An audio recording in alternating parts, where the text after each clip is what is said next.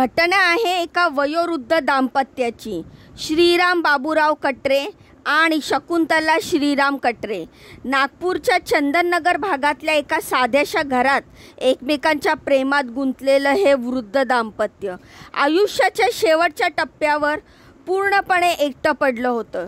श्रीराम आणि शकुंतला कटरे यांचा संसार अमरावतीच्या यशोदानगर भागात सुरू झाला. श्रीराम एका खाजगी कार्यालयामध्ये कारकून होते. अत्यंत प्रामाणिक, नियमाने चालणारे.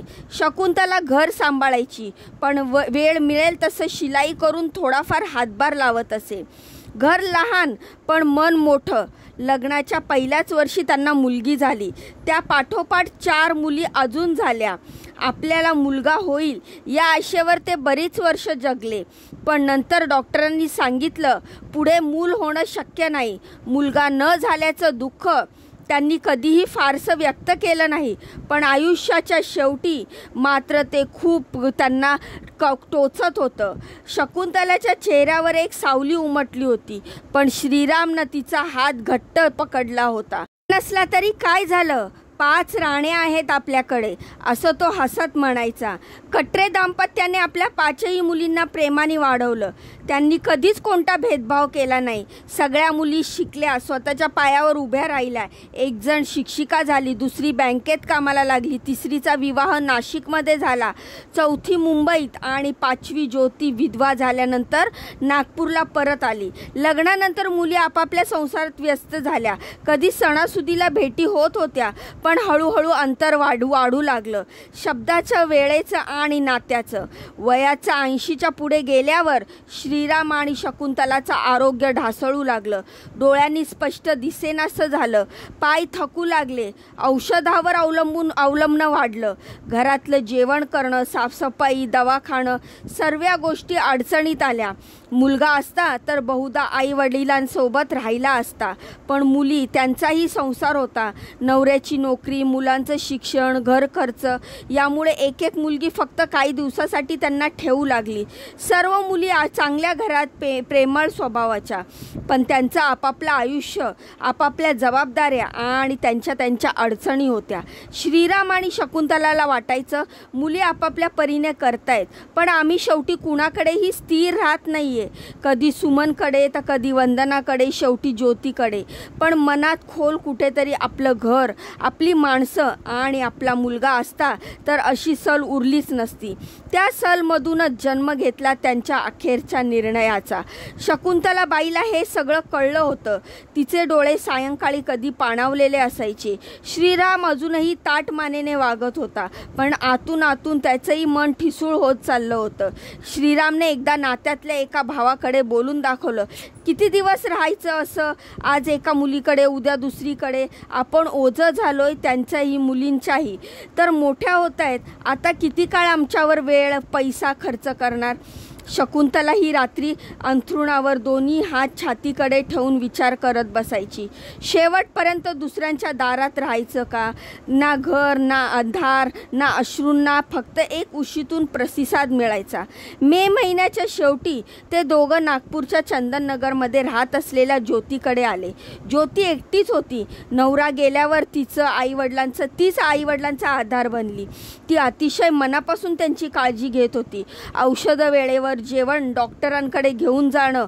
पण तरीही श्रीराम सतत म्हणत असत, मुलीनं स्वतःच्या आयुष्य थांबून आमच्यासाठी हे सगळं करावं हे योग्य नाही. मुलगा असता तर त्याचं कर्तव्यच असतं ते.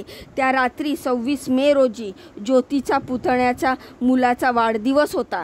संपूर्ण कुटुंब अलकनगरला गेलं होतं.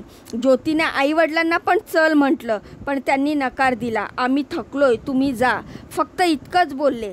संध्याकाळच्या शांततेमध्ये घरात फक्त पंख्याचा आवाज होता. शकुंतलाने विचारलं, खरंच वेळ आली आहे का? श्रीराम म्हणाला, कधीच आली आहे. आपण फक्त थांबतोय काहीतरी बदलण्याच्या आशेवर, पण काहीच बदलणार नाही आहे. शकुंतलाची मान हलली. दोघेही उठले. निशब्द. पण थांब. श्रीराम आपल्या खोलीत गेला. साडीचं एक टोक पंख्याला अडकवलं. शकुंतलाने स्वयंपाकघरात साडीची गाठ मारली. सोड तू आधी. ती हसून म्हणाली होती. कधीतरी आज मात्र आपण दोघांनी एकमेकांना हात शेवटच्या क्षणापर्यंत घट्ट धरलेला होता. अदृश्य तरीही अटूट. रात्री उशिरा ज्योती घरी परतली. घरात दिवा लागलेला नव्हता. ती हाक मारताच बेडरूममध्ये गेली.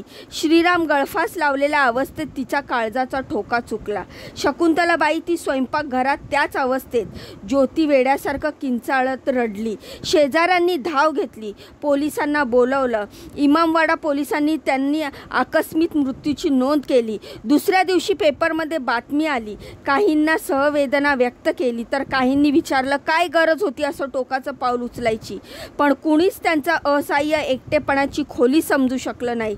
शेजारच्या मिसेस जाधव म्हणाल्या आम्ही कधी कधी त्यांना जेवण द्यायचो, बोलवायचो, पण त्या मनातलं काय ते समजतच नव्हतं. हे आत्महत्या करणारे नव्हते, मौनाच्या वेदनेची फाशी होती. कटरे दाम्पत्याचं आयुष्य म्हणजे आरसा आहे वृद्ध आईवडिलांच्या दुःखाचा, आपल्याला वेळ नसलेल्या जबाबदारीचा आणि माणसांनी माणसाला विसरण्याच्या सहजतेचा. आपणही कधीतरी कोणाच्या वृद्धत्वाचे उत्तरदायित्व टाळू शकत असू. शेवटी त्यांच्या चेहऱ्यावर असलेल्या शांततेमागे काय असतं हे समजून घेणे आपली जबाबदारी आहे. श्रीराम आणि शकुंतलाबाई गेल्यानंतर त्यांचं घस ओस पडलेलं आहे, पण त्यांच्या आठवणी, त्यांच्या जगण्याचा संघर्ष आणि त्यांच्या व्यथाचे शब्द अजूनही त्या भिंतीत गुंजत आहे. त्यांच्या मृत्यूने आपल्याला शिकवलं आहे प्रेम, वेळ आणि जबाबदारी याचा विसर जेव्हा समाजाला होतो तेव्हा अशा हातांची संख्या वाढत जाते. या घटनेतून आपण काय शिकाव तर श्रीराम आणि शकुंतलाबाई यांचं शरीर जरी थकत गेलं तरी त्यांच्या मनाने फक्त थोडासा आधार, संवाद आणि उपस्थितीची गरज भासत होती. वृद्धत्वात माणसाला सर्वात जास्त हवी असते ती माणूस मनाची संगत. केवळ आर्थिक मदतीपेक्षा भावनिक मदत ही तितकीच महत्त्वाची असते. 5 मुली असूनही कटरे दाम्पत्यांना असं का वाटत होतं की मुलगा असता तर आयुष्याच्या शेवटी कुणीतरी त्याच्यासोबत कायम राहिला असता. मुलगा व मुलगी नव्हे तर मानवतेची भावना अधिक महत्त्वाची असते. या मानसिकतेचा पुनर्विचार आवश्यक आहे. पालकांनी आपल्या मुलाचे भविष्य घडवताना आपल्यालाही वृद्धत्व सुखद होईल याची पूर्वतयारी करायला पाहिजे आणि मुलांनीही त्या काळजीला ओझं न समजता प्रेमाने समोर जावं. आपल्या घरातल्या वृद्ध सदस्यांशी नियमित संवाद साधा, त्यांच्या मनातील भावना समजून घ्या. ही घटना ऐकून याविषयी तुम्हाला काय वाटतं? तुमच्या प्रतिक्रिया मला कमेंटच्या माध्यमातून नक्की सांगा. भेटूया पुढच्या व्हिडिओमध्ये. त्याआधी तुम्ही माझ्या ह्या व्हिडिओला लाईक करा, माझ्या चॅनलला सबस्क्राईब करा. तुमच्या या बहिणीला पुढे जाण्याचा एक चान्स नक्कीच द्या. तर भेटूया पुढच्या व्हिडिओमध्ये. तोपर्यंत स्वतःची काळजी घ्या. बाय आणि नमस्कार.